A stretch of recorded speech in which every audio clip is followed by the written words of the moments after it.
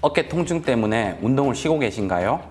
회전근개 파열, 오십견과 구별하여 치료하면 생활이 바뀝니다. 안녕하세요. 지영민의 어깨 건강을 책임지는 정형외과 전문의 윤규호입니다.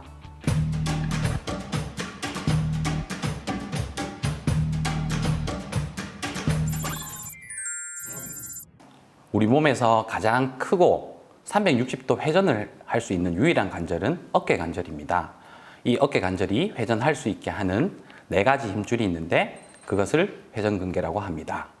구분해서 말씀드리면 앞쪽에 견갑하근, 그리고 위쪽에 극상근, 그리고 뒤쪽에 극하근과 소원형근으로 구성되며 이 4가지 힘줄이 각각 힘줄에 붙는 방향에 따라서 기능을 하게 됩니다. 회전근개 파열이란 어깨를 움직이는 힘줄이 노화나 외상 혹은 퇴행성 변화에 의해서 찢어지는 질환을 회전근개 파열이라고 합니다. 회전근개 파열은 크게 충돌 증후군, 그리고 회전근개 부분 파열, 회전근개 완전 파열로 나눌 수 있습니다. 충돌 증후군은 엄밀한 의미의 힘줄의 파열은 없이 힘줄이 마모, 즉 헤어지는 것을 말하며, 회전근개 부분 파열은 쉽게 말하면 힘줄이 부분적으로 찢어지는 것을 말합니다. 회전근개 완전 파열은 쉽게 말해서 힘줄이 완전히 끊어져서 떨어지는 것을 말하며, 힘줄 파열의 크기에 따라서 1, 3, 5cm 기준으로 소, 중, 대, 그리고 광범위 파열로 구분합니다. 회전근개가 우리 몸에서 두 뼈 사이에서 아주 좁게 붙어서 지나가게 됩니다. 이 좁은 공간 안에 문제가 발생을 하면 통증이 생기고, 또 이 좁은 공간이 자꾸 더 좁아지는 어떤 문제가 발생하게 되면 회전근개 부분 파열, 그리고 완전 파열에 이르게 됩니다.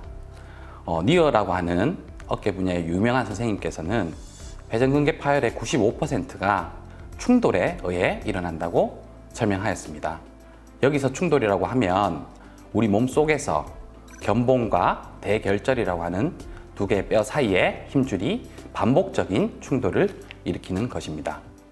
여러 가지 이론들이 많지만 회전근개 파열은 1차적으로는 회전근개의 퇴행성 변화가 일어나게 되고, 그리고 그 주위에 뼈의 증식, 골극화, 인대, 비대, 그리고 염증 조직의 증식이 2차적으로 일어난다고 보고 있습니다.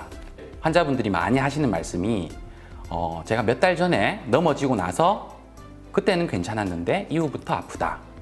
교통사고가 경미했지만 그 이후에 아프다. 무거운 물건을 옮기고 나서 아프다. 이런 말씀들을 많이 하시는데, 사실 대부분의 회전근개 질환은 만성질환입니다. 경미한 통증이나 부자연스러움 정도가 있다가 경미한 손상이나 과도한 움직임에 의해서 그 증상이 급격히 악화되는 경우가 많아서 급성으로 오인하기가 쉽습니다. 반대로 아주 젊은 40대 이하의 젊은 연령층에서는 회전근개 파열은 대부분 외상에 의해서 일어나고, 그 외상은 경관절 탈구, 교통사고, 낙상 등이 원인이 될 수 있습니다. 네, 전형적인 회전근개 파열의 증상은 어깨 앞쪽 부분에 통증이 위치하고요. 그리고 팔을 들어 올릴 때 특히 120도에서 160도 사이에서 통증이 심해지며, 오히려 그보다 더 들어 올렸을 때는 수월해진다고 표현하는 경우가 많습니다. 반대로 팔을 들어 올릴 수는 있는데 내릴 때 갑자기 힘이 뚝 빠지거나 통증으로 인해서 팔을 뚝 떨어뜨리는 경우도 있습니다. 초기에는 관절 운동 범위 제한이 뚜렷하지 않지만 2차적 강직 등이 동반되는 경우는 심한 관절 운동 범위 제한이 발생할 수 있으며, 심하고 오래된 경우에는 근육 위축 소견이 동반될 수 있습니다. 40세 이상 장년층에서 수개월간 지속되는 어깨 통증으로 외래를 방문하였다면 가장 먼저 생각해야 되는 질환들이 충돌 증후군, 회전근개 질환, 오십견, 골관절염, 류마티스 관절염 등이 있습니다. 가장 우선적으로 해야 할 것은 이 어깨 통증이 어깨 질환에서 비롯된 것인지 아니면 경추 질환에서 비롯된 것인지를 감별하는 것입니다. 어깨 질환에 의한 어깨 통증은 야간통을 동반하는 경우가 많아서 경추 질환과 구별할 수 있고, 또한 환자가 아파하는 부위가 어깨 위쪽, 즉 승모근 부위를 아파하면 경추병변, 어깨 바깥쪽 삼각근 부위를 아파하면 어깨 질환인 경우가 많습니다. 또한 손가락이 저리거나 승모근 부위, 날개뼈 부위가 찌릿하고 따갑고 통증이 있다고 하면 경추 질환을 우선적으로 고려하게 됩니다. 회전근개 파열과 오십견과의 차이는요. 회전근개 질환은 기본적으로 특정한 방향으로의 통증과 함께 근력 약화를 동반하며 오십견은 통증과 함께 모든 방향으로의 관절 운동 범위 제한을 보이는 것이 특징적입니다. 오십견 환자들은 통증 범위가 넓은 편이며 팔을 들어 올리는 동작뿐만 아니라 팔을 안으로 혹은 바깥으로 돌리는 자세에서도 통증이 심한 경우가 많습니다. 예를 들면 운전을 하시다가 차 뒷좌석에 있는 물건을 짚는다든지, 여성분들 같은 경우는 속옷을 착용한다든지, 남성분들 같은 경우는 뒷주머니에 있는 지갑을 꺼낸다든지 하는 동작에서 통증을 느끼는 경우가 많고, 이와 반대로 회전근개 질환에서는 팔을 들어 올리는 동작, 무거운 물건을 들어 올리는 동작에서 통증을 느끼는 경우가 많습니다. 네, 쉽게 자각할 수 있는 자각 증상을 말씀드리면 우선 야간통, 즉 낮에는 활동할 때는 괜찮은데 밤에 통증이 있다. 앉아 있거나 서 있거나 할 때는 괜찮은데 누워 있으면 더 아파진다. 물건을 머리 위로 들어 올리는 동작을 할 때 아프다. 그리고 어깨 부위뿐만 아니라 팔 부위까지 아프다 하는 증상들이 있고, 이런 증상들이 몇 가지 있으시면 정형외과 진료를 보시는 게 좋겠습니다.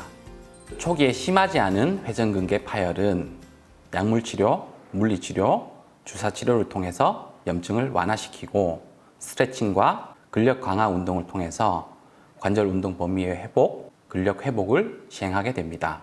이러한 보존적 치료를 3에서 6개월간 충분히 시행하였음에도 불구하고 통증이 잔존하는 경우는 정밀한 검사와 수술적 치료를 고려하게 됩니다. 3에서 6개월간 충분한 보존 치료를 함에도 불구하고 통증이 지속되는 부분 파열 혹은 완전 파열의 경우에서 수술적 치료를 하게 됩니다. 치료 방법으로는 견봉 성형술, 단순 변연절제술, 회전근개 봉합술, 그리고 심한 경우는 인공관절 치환술을 시행하게 됩니다. 요즘은 대부분의 경우 절개를 하지 않고 관절경을 이용해서 시행하는 관절경 수술로 시행하게 됩니다.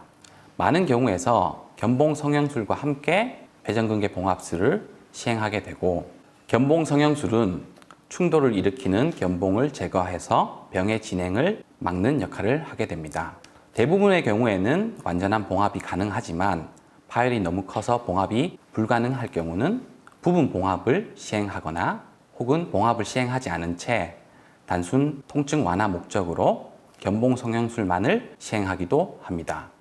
또한 요즘은 나이가 젊은 경우 자가건이나 동종 이식물을 통한 재건술을 시행하기도 하며, 나이가 많은 경우 골관절염이 동반되어 봉합술만으로는 예후가 불량한 경우가 많기 때문에 인공관절 치환술을 시행하게 됩니다. 어깨 관절은 우리 몸에서 360도 회전이 가능한 유일한 관절입니다. 사실 초기의 회전근개 파열에서는 통증이 그렇게 심하지 않고 2차적인 염증 반응이나 강직에 의해서 통증이 심한 경우가 많기 때문에 관절 운동 범위 회복이 매우 중요하고, 따라서 평상시 스트레칭하는 습관이 중요합니다. 또한 팔을 머리 위로 들어 올리는 작업이나 웨이트 운동 같이 무거운 물체를 들어 올리는 일, 장시간 운전을 핸들 윗부분을 잡고 하는 일 등은 어깨에 안 좋은 영향을 미칠 수 있기 때문에 피하는 것이 좋겠습니다. 이상 정형외과 전문의 윤규호였습니다.